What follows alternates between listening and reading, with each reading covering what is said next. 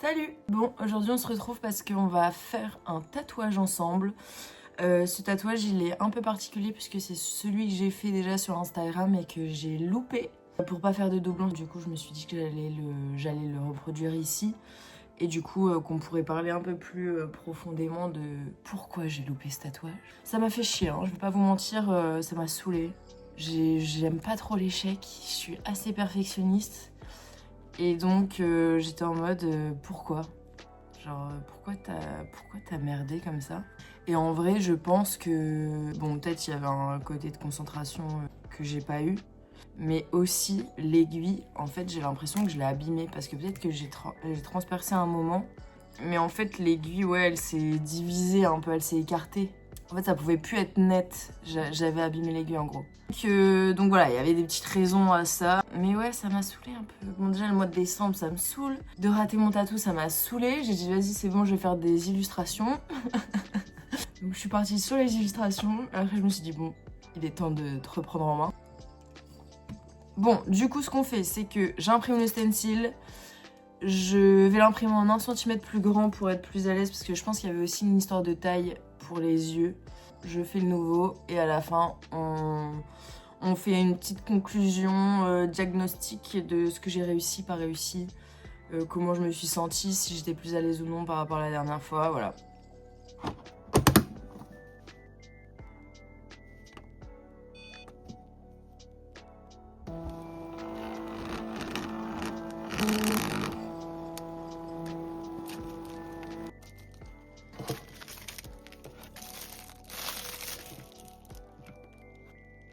Elle est un peu pliée, je l'ai mal rangée.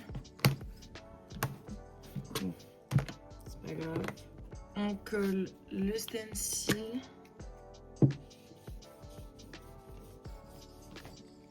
Et en fait, je veux essayer que ça bave le moins possible.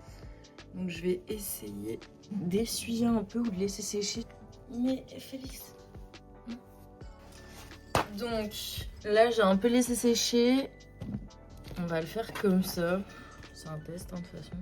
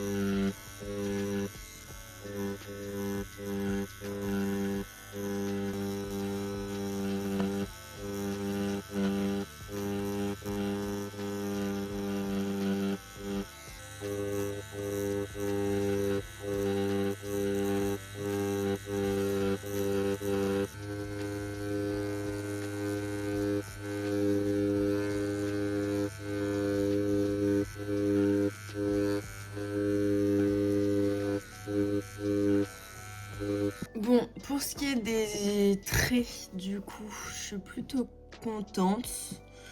Bon, les yeux, c'est pas encore magnifique, mais on va dire que c'est un peu mieux.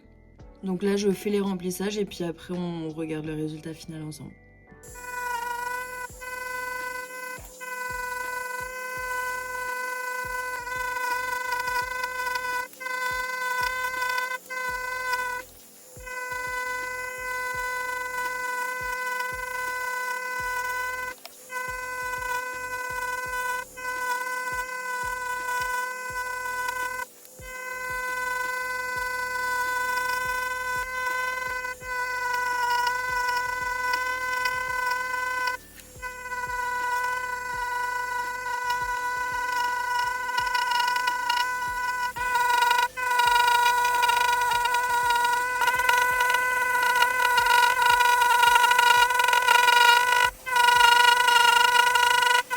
Bon, du coup j'ai fait une petite pause, j'ai fini le tatou.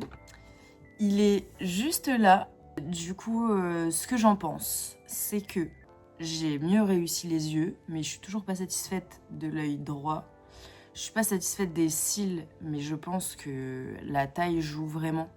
Et je pense que, en fait, là j'ai mieux réussi parce que je l'ai agrandi d'encore 1 cm.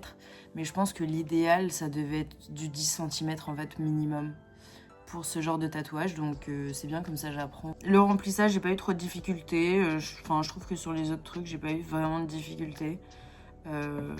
J'ai eu aussi juste un petit poc tout en haut là. Ici. Juste là en fait.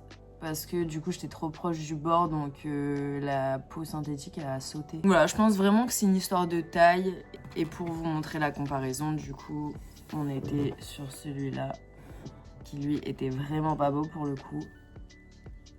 Et en fait il était trop petit, vous voyez, j'avais pas du tout l'espace de faire l'iris plus la pupille.